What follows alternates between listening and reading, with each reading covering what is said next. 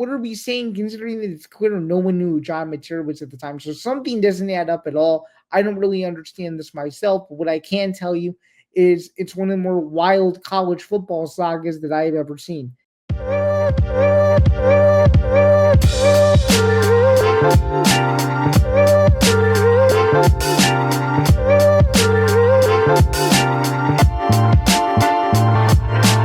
Welcome back, everyone. This is Bando's Breakdown. My name is Zain Bando. This is episode 56. Thank you so much for joining me. It is greatly appreciated as we're getting closer and closer to the beginning of the college football and NFL seasons, although we are still in the dog days of summer in regards to some other sports as well. And of course, we're just heating up on the combat sports side of things. So we'll get into all of that and so much more on this week's edition of the show. Again, my name is Zain Bando, the host of Bando's Breakdowns. Thanks again for joining me. You may know me from the MMA Outsiders. You may know me from Forever Power 5, which is coming back in the next few weeks for college football. You also may know me from Football Forecast, which was formerly known as Football Friday. And then, of course, you may know me as well from the written publications in which I produce content for in regards to college football, college basketball, and so much more. But not to go on too much about me, just wanted to run through a few quick reminders before we get started. Again, youtube.com/ETP Network is the home of all of the video exclusive content that is a part of the network. So everything from this show, again, the MMA Outsiders, as Sarah says so, ETB Sports, so much more. You can catch all that stuff over there. Very close to 1,000 subscribers, so it would be greatly appreciated if you subscribed, like the video if you're watching in the video only side today, as well as hit the notification bell that way you don't miss anything over on our channel.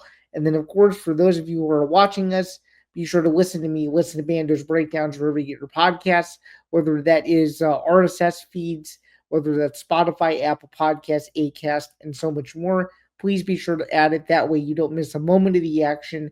And of course, it would greatly help me out as well if you would give me a 5-star review. That just tells me that I'm doing a good job. You guys want to see more of these. You guys want to see more of my content.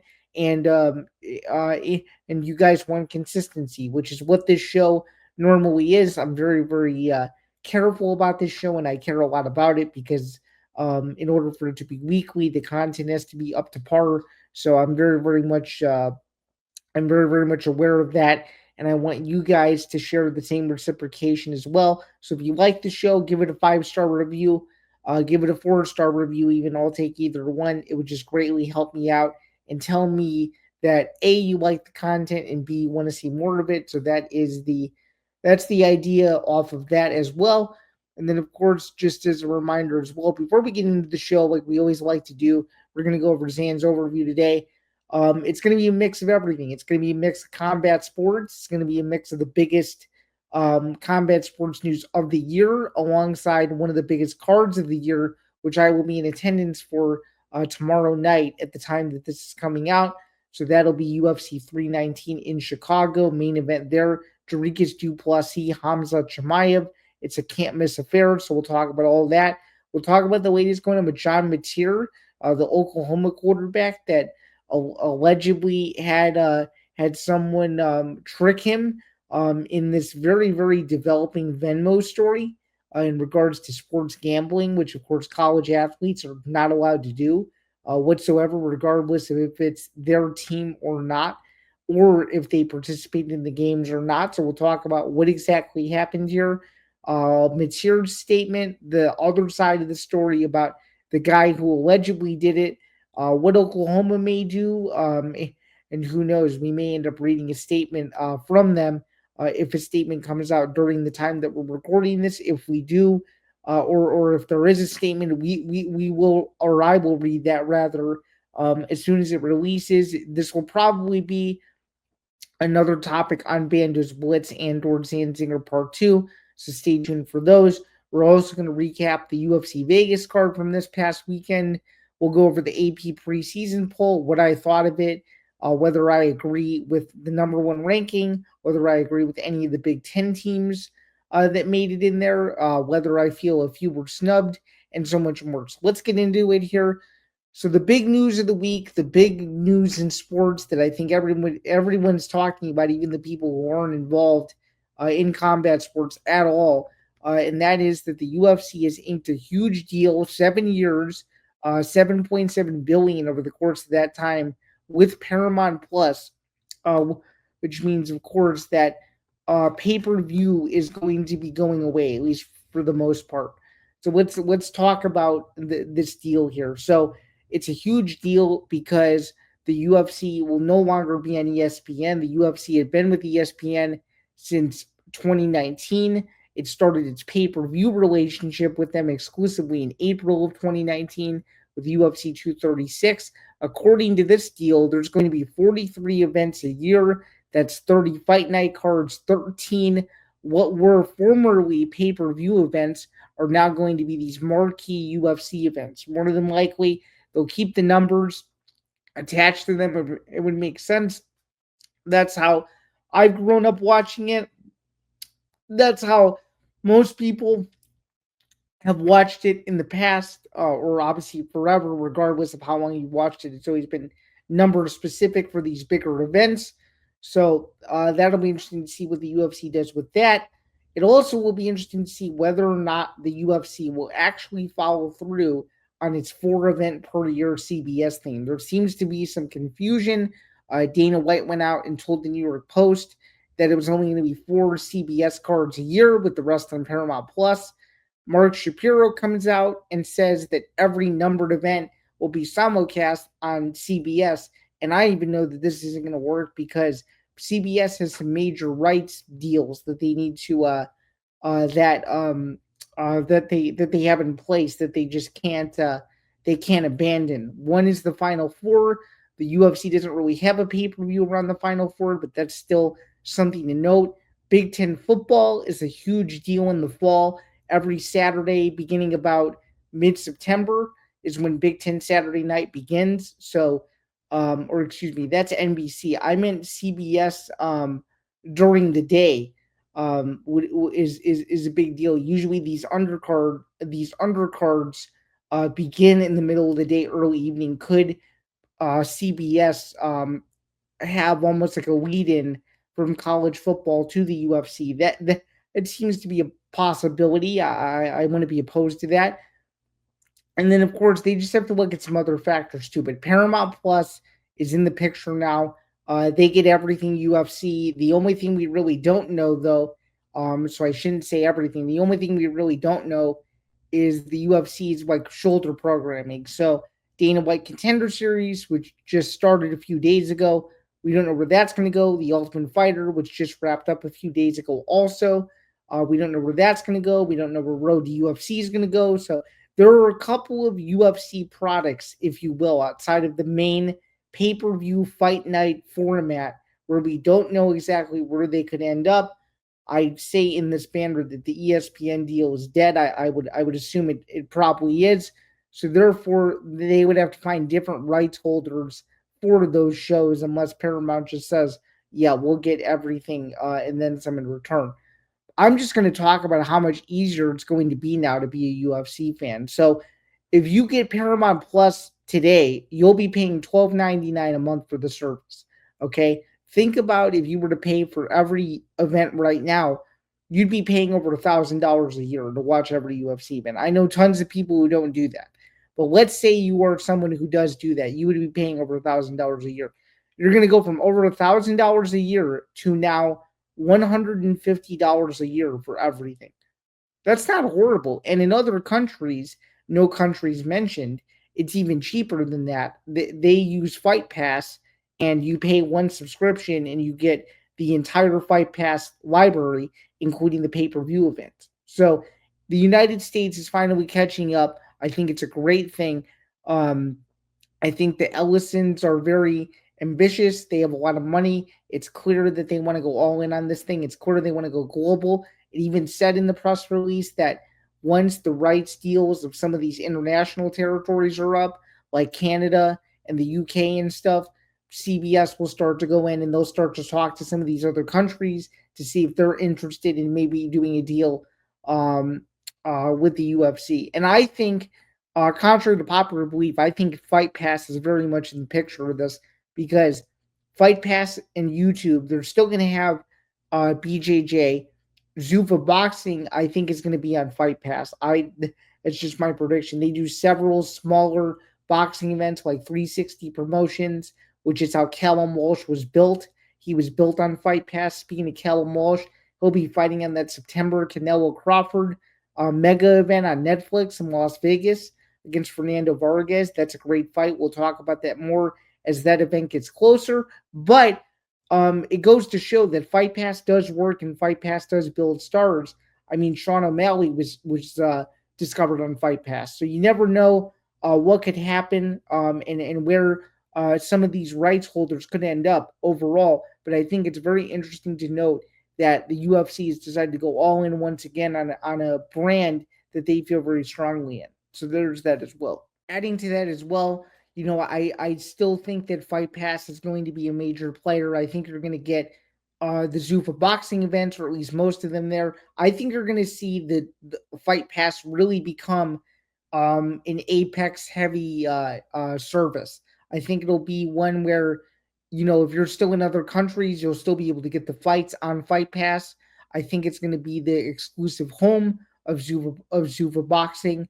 If I were to give it a prediction, or I could see Zuffa Boxing going to CBS Sports Network, considering that they're a part of the Paramount family, while also being simulcast on Fight Pass.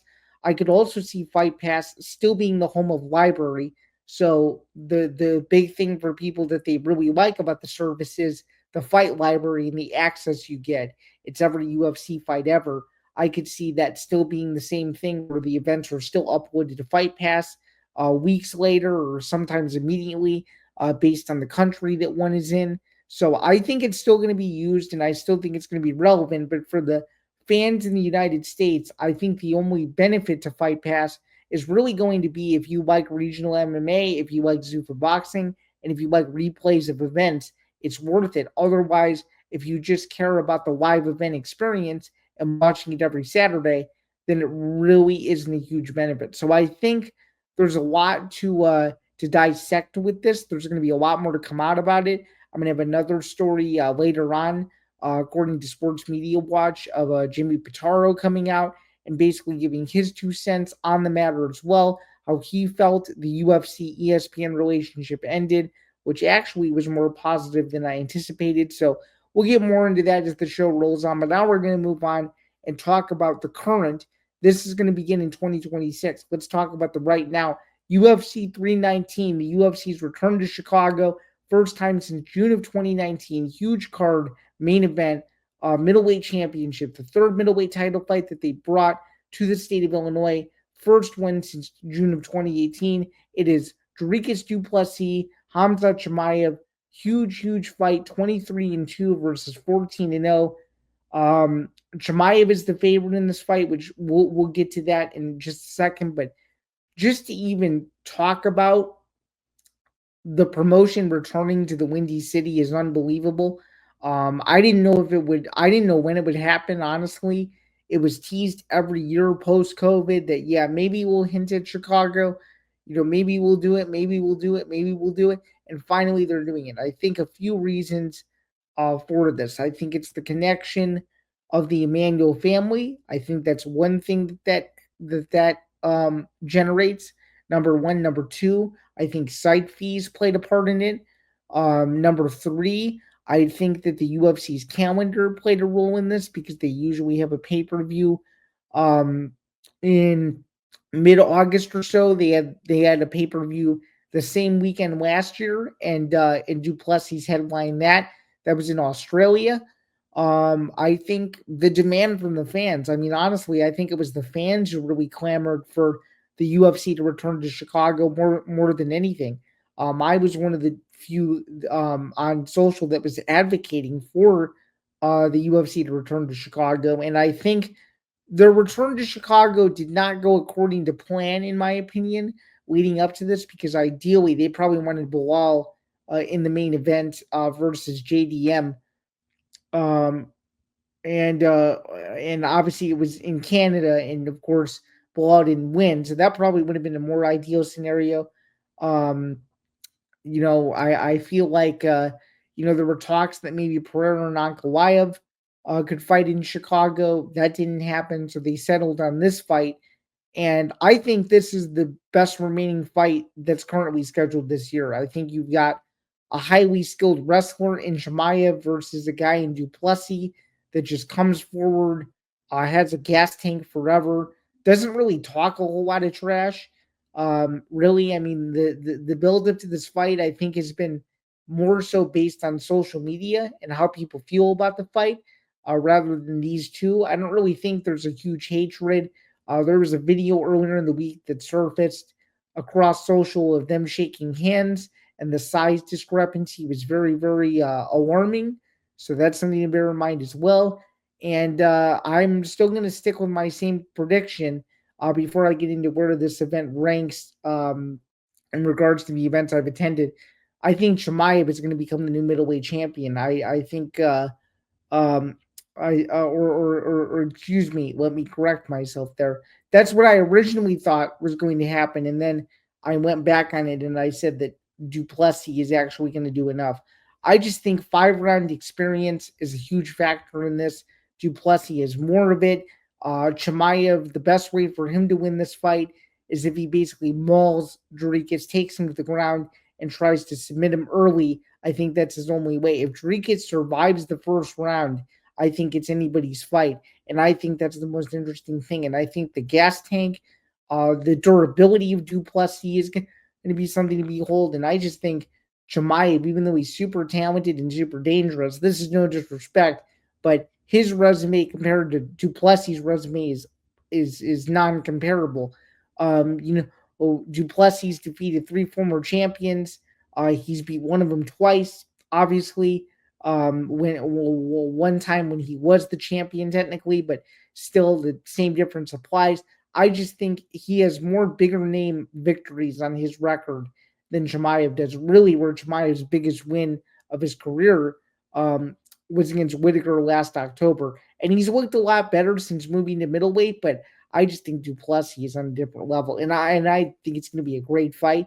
And I could very easily be wrong. I just think a lot of people are underestimating how good Duplessis is, and as a betting underdog, he's done quite well for himself. So I really like the champion in the main event. And another fun fact about this fight too: the other 2 middleweight title fights that have took place in the state, the champion has successfully defended the belt. So I think that's something that a lot of people are not really paying attention to, but I do think it's something that you need to be wary of. There's something about Chicago where the champion always rises up. The same thing happened the last time the UFC was in town. Cejudo defended his belt, and then of course Valentina Shevchenko defended her flyweight championship during her first reign. So I think there's a lot of riding on this event. I'm looking forward to being there in person for it. And in regards as to where it'll rank in terms of the events I've attended, the card hasn't even happened yet, and I can already tell you it's going to be number 2 on my list. And it's going to be number 2 on my list for one reason and one reason only. It's the UFC's return home, man. Every UFC event I've attended since 2019 has been in a state that isn't my own, that isn't where I live. I went to UFC 264 in Las Vegas. I went to UFC St. Louis in St. Louis, of course. I went to UFC Des Moines back in May. I went to UFC Vegas 98 last October. Every event I've attended since UFC 238 has been outside of Illinois. So just to have it back in my home city, if you will, where I don't have to really travel all that far. It's driving distance away. This easily is number 2 for me. I've been to every UFC event in the state of Illinois except for Holly Holm versus Valentina Shevchenko. So I'm very grateful that it's back, it's home, it's where it needs to be.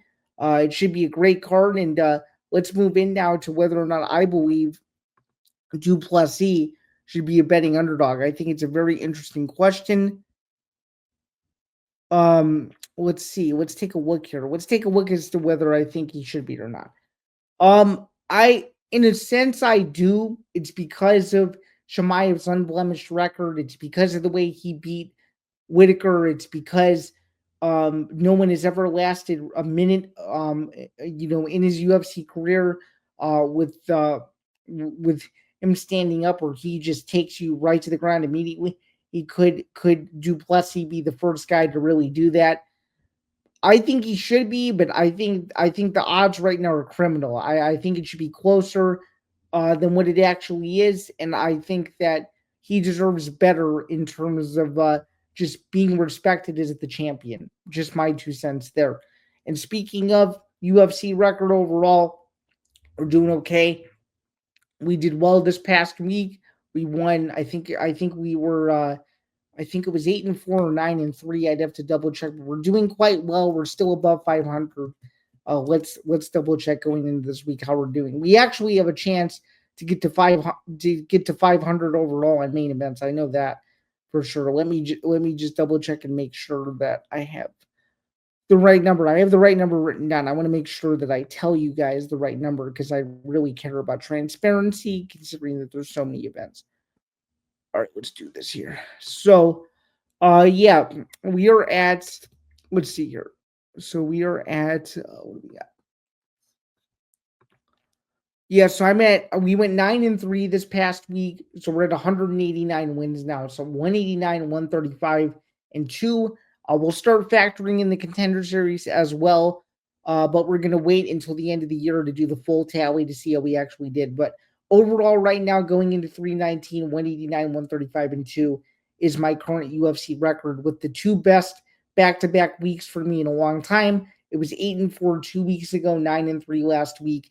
Let's see if we can keep it rolling. You'll get my full picks and predictions on Instagram per usual, as I do every week. That's commonplace. So we'll make sure that those get done as well. All right, let's talk about the John Mateer gambling situation. It's very, very disturbing. Let's see what actually happened here with this. So, speaking of John Mateer, he's one of the most highly touted quarterbacks in college football at the moment. What in the world is going on? Let's talk about it. Let's take a look at the ESPN article from Tuesday afternoon. And he's calling it an inside joke, which is very interesting. So, this is what Mateer posted on Twitter. He goes, "The allegations that I once participated in sports gambling are false. My previous Venmo descriptions did not accurately portray the transactions in question, but were instead inside jokes between me and my friends. I've never bet on sports. I understand the seriousness of the matter and recognize that taken out of context, these Venmo descriptions suggest otherwise. I can assure my teammates, coaches, and officials at the NCAA that I've not engaged in any sports gambling."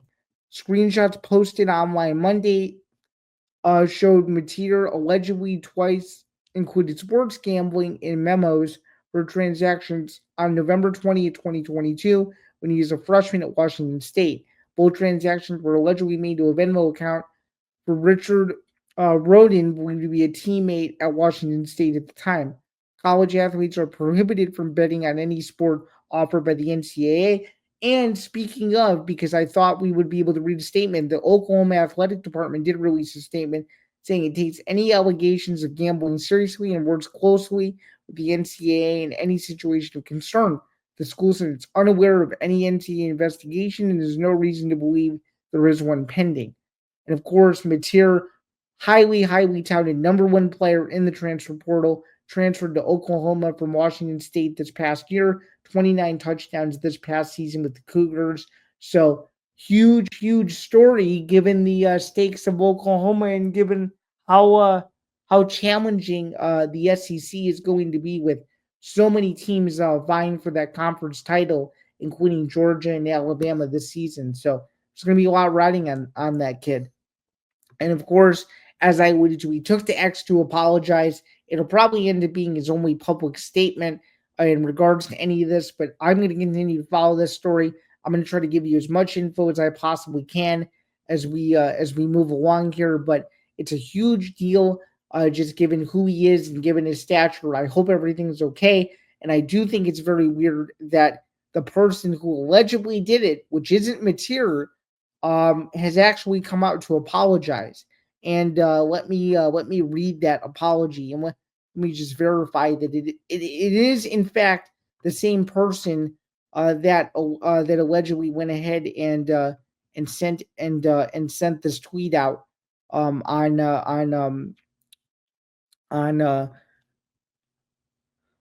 on behalf of the situation. So this kid does not line up. This kid does not line up with what the ESPN story said. So Braden Henry, who allegedly claims that that this Venmo account is owned by him, which is very weird because it's clear that these screenshots say John Mateer paid Richard Roten. So let me just read what Henry said. This is the part I want to end on with this story because I just think this is bizarre. So he goes, as much as it pains me, I'll just come out and say it. This is my account. My friends and I used to make accounts under random athletes and make transactions such as these. I sincerely apologize to John and the Oklahoma community. My goal was never to hurt anyone, and it pains me to know that this is what I've done. I hope you all are able to forgive me. And these replies are crazy. I'm not going to read all of them, but there's some weird stuff. Um, and even this, which is blown up, according to this account called Sooner Edits, they write, "Come on now, no one believes you would choose to create a John Mateer account when he was basically unknown. Plus, the friends list are people with actual Washington State connections. Duh. Like, what are we? What are we saying? Considering that it's clear no one knew who John Mateer was at the time, so something doesn't add up at all. I don't really understand this myself, but what I can tell you is it's one of the more wild college football sagas that I have ever seen. So, and I do think, and I'll give you one more. This account's funny. Jager Crombie writes, "Yo, as an OU fan, drop your Venmo. I owe you for this." So it's clear that this guy wanted to get his 30 seconds of fame, and I think he got it because this tweet is close to 100 likes. But anyway, I agree. That's kind of the funny nature of it. It obviously isn't a funny manner at all. I hope it gets resolved in the best light possible, and hopefully Mateer isn't in trouble. I don't see like why he would do this. It's different than the Hunter Decker situation when that was known that he actually did that and it was all tied back to him. Hopefully, this doesn't happen for Mateer. The season is only in a couple weeks, so if the NCAA is going to do anything, they got to act fast and they got to make sure that all their ducks in a row and their I's are crossed and their T's are crossed and I's are dotted, if you will, et cetera, et cetera. So there you go. All right, now we're going to move on to one of the biggest pieces of news in pop culture, and that is going to be that very recently, the Travis Kelce, Taylor Swift, New Heights podcast or episode podcast, whatever you want to call it, dropped, and a lot of sports media accounts are suggesting that it will be the most viewed podcast episode in the history of media, essentially. So I'm just going to react to this. I think this is brilliant marketing, and I'm going to explain why. You have Travis Kelce, who's arguably one of the greatest tight ends of all time. Some say he already is the greatest tight end of all time. You have Taylor Swift, who's probably the most popular music artist on the planet right now. Okay. Taylor Swift is going to release a new album. This is her way of announcing to the world that she's actually doing that. And it just goes to show that it's raw and unfiltered because she goes, "We are on an effing podcast, or excuse me, we're about to do an effing podcast." And I think it just goes to show that it's genuine. It's not performative. It's clear that they wanted to do this for a while. They're finally doing it, and now the whole world gets to see their relationship in a different light. And I actually think it's awesome. I know tons of people who think it's cringeworthy. I get it, but you mean to tell me to join forces with two of the biggest names in the world, regardless of what profession they're in? To me, it's very, very, very fascinating, and I'm curious to see if it actually blows up into being one of the biggest podcast episodes of all time, or if it surpasses the biggest podcast episode of all time. I think it very well could, and I definitely think that it puts them on a different level than what they were on before. And I think a lot of people, regardless of how you feel about either of these two, are going to tune in or have tuned in by now. But regardless, though, it's a huge deal. Good for them. I know a lot of people are not happy about it, but I do think, though, in a sense, that I think it grows both of their brands, and it was a super easy marketing play, and now they're doing it. So congratulations to them on that as well. Let's talk about Paul Finebaum now. Paul Finebaum said last week that the reason why he hates Big Ten fans is because they act like they invented football. I'm sorry, Paul Finebaum, but Rutgers is the birthplace of college football. And what conference are they in today? The Big Ten Conference. So it's clear that Paul Finebaum had a brain fart. It's clear that he doesn't like the Big Ten and he'll never truly respect how much better the Big Ten has gotten over the years. He wants to admit that he respects them and he'll do it on live TV to save face. But in reality, though, he doesn't really like the Big Ten. That's the fact of the matter. And he made himself look really, really dumb. So Paul Finebaum gets my L of the Week award unofficially for this. So there you go. All right. Some bold fall sports predictions. Let's get into it. In the NFL, I think the first 2 weeks of the NFL season are going to be electric. I think the Kansas City Chiefs will win on YouTube against the Chargers. I think the Bears will start out 1-1 um, to begin September. I also think you're going to see some interesting fall developing stories with this Fox One deal going on with ESPN and Fox joining forces. I could see that falling apart just like the Venue Sports deal did. So I'm actually going to go on a limb and say I don't think the Fox One thing actually happens, but I do think the ESPN D2C thing is going to be very successful and tons of people are going to subscribe to it or already have access to it, depending on what provider you have. So that's a bold prediction for me, is that the DTC platform is going to be a hit. Another bold fall sports prediction that I have is I think that Islam Makhachev is going to be the new UFC welterweight champion, um, as well. So he'll have defended or won the lightweight and welterweight title in the same year. So that's a prediction I have. I have another prediction that Tom Aspinall is going to need less than a minute to knock out Cyril Gahn, and then he's going to go on the mic and he's going to set the record straight as to whether or not he really wants to fight John Jones. He said on Ariel Hawani the other day that he is not interested in fighting him, which I know is a load of baloney. He definitely is interested in fighting him. I think there's a lot more behind the scenes that nobody else knows about, or that nobody will ever know about what's really going on with that fight. So that'll be interesting as well. And then finally, my other bold fall sports prediction is that I think Illinois goes in the Ohio State game in mid-October. I think they go in either undefeated or with one loss, and that one loss, if they do lose the game, is going to come to Indiana. But if not, they'll go into that Ohio State game October 11th in Champaign, already sold out, undefeated. So that is my bold prediction for Illinois as we get closer and closer into the fall.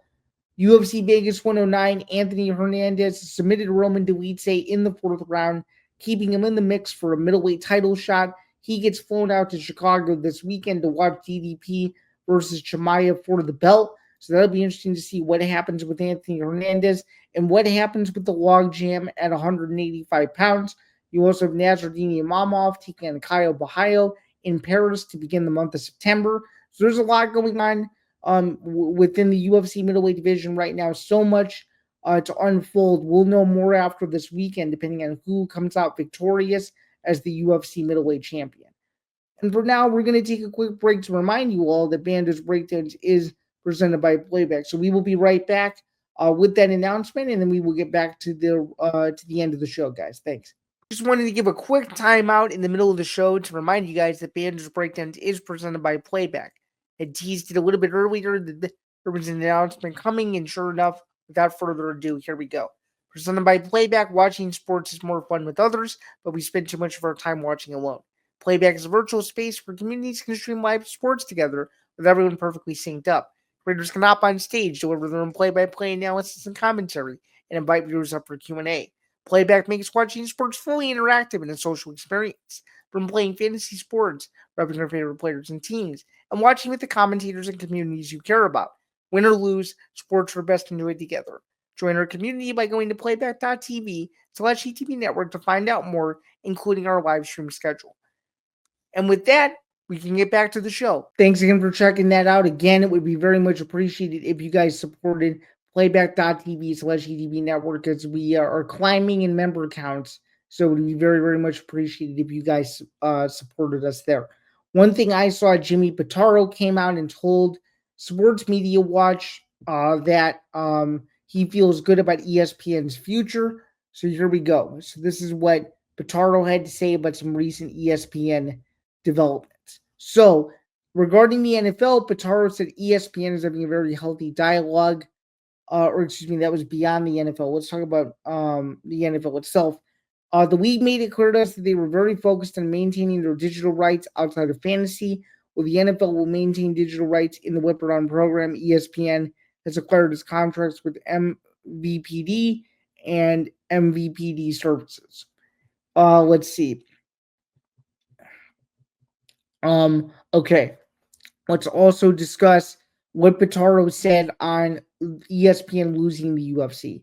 He said, "We are incredibly proud of how we have been able to elevate the sport, make it more mainstream. I think if Dana White were sitting here right now, he would echo that."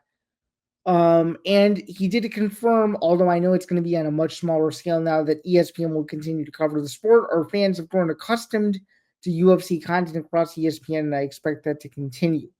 All right. And then he goes into WWE, which we're not going to get into because this isn't really a WWE focused focused show. Um let's see here. Let's see what else there is with Pitaro. I don't think there's really much else other than the fact that it was interesting to see what he had to say about the deal and just overall how he feels confident that ESPN will be able to move forward outside of the UFC. Then finally, Zinger.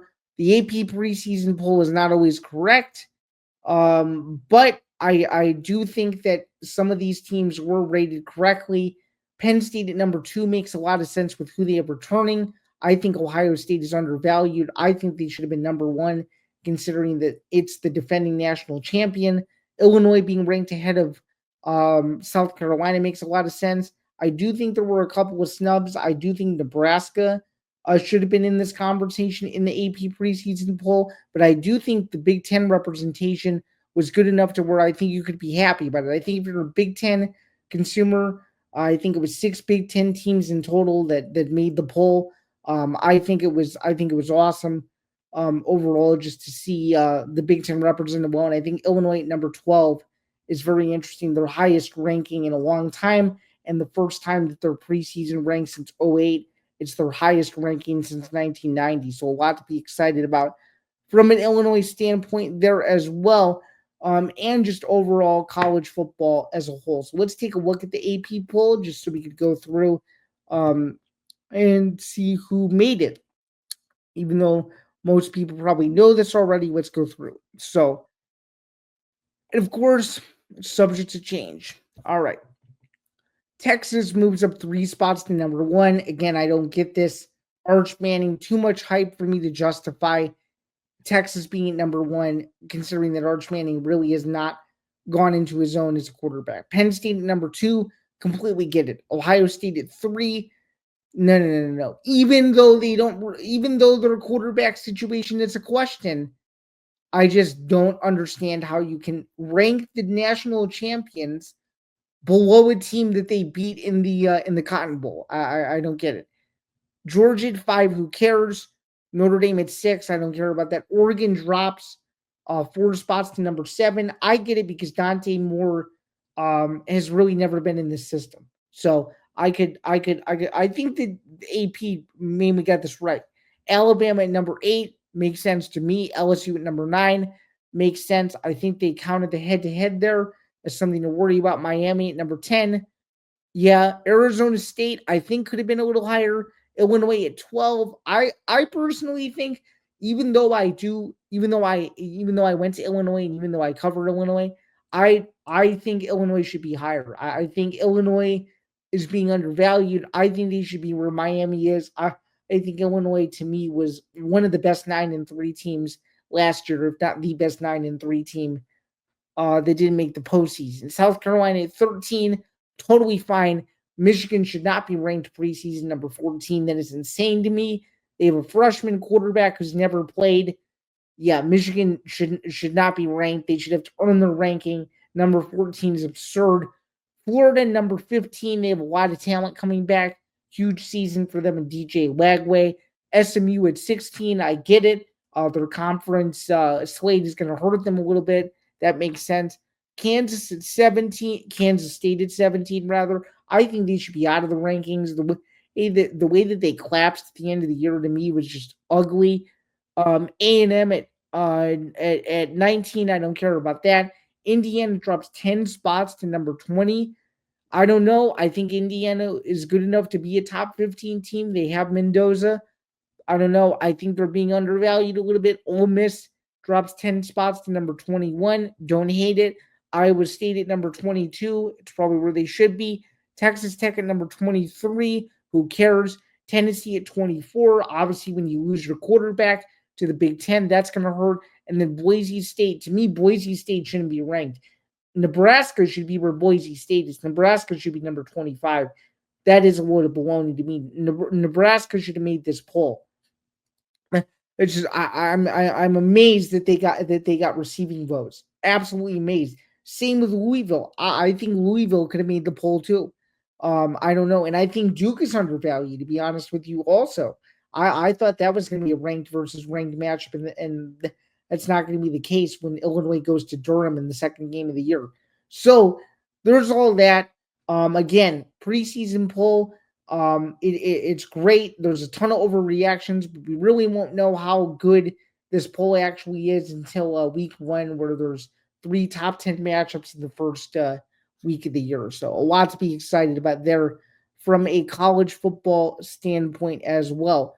And I guess just to wrap up the show, I'm just going to kind of talk about where the show is going to be headed here over the next few weeks and months. So we're really going to start to transition to football here within the next 2 weeks.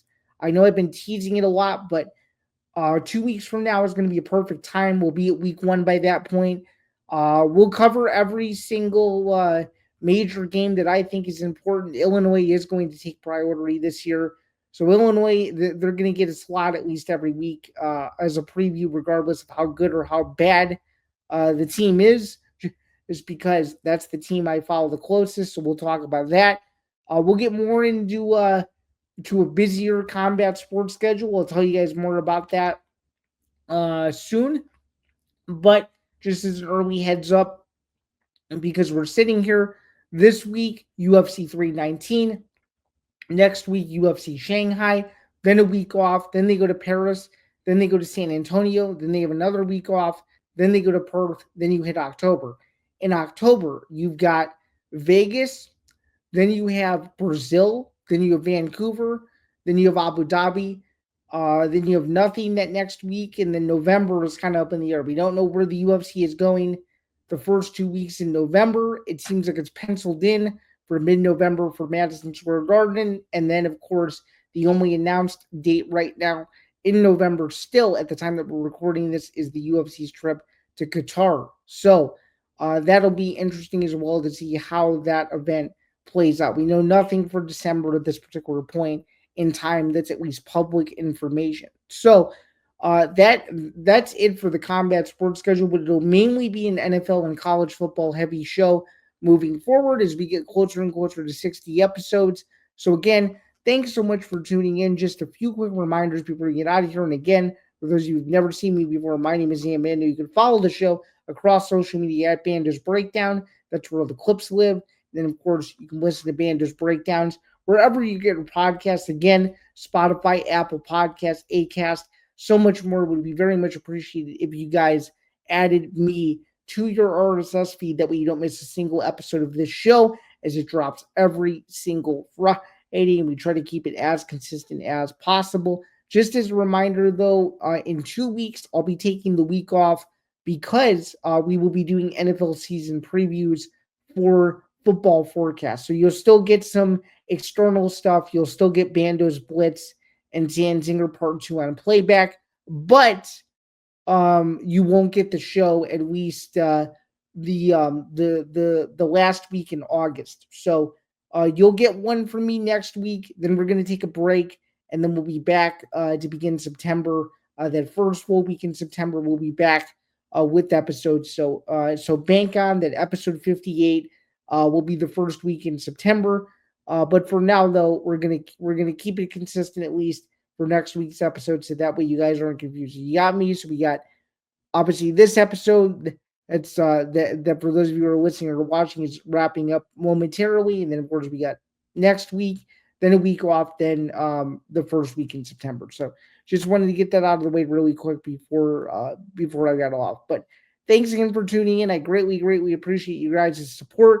Hope you enjoyed your weekend. There's a lot going on in Chicago this weekend. Aaron Waters show, UFC 319, Cubs and the Pirates. Bears are still kicking in the preseason after a 24-24 tie against the Miami Dolphins this past Sunday. But until next week, my name is Zain Bando. This has been another edition of Bando's Breakdowns, courtesy of the MD the Podcast Network, of course. And I can't wait to see you guys for episode 57 as we will chronicle my fight week adventures in regards to UFC 319. We'll recap the whole card. I'll tell you guys a little bit more about what it was like being a media member at a live UFC event. Is this is something I have not had the chance to experience just yet. So I'm excited to reveal to you guys kind of what goes into everything and so much more. But stay tuned for all that next week. Hope you guys have a great weekend, and I'll catch you guys soon. Have a good one.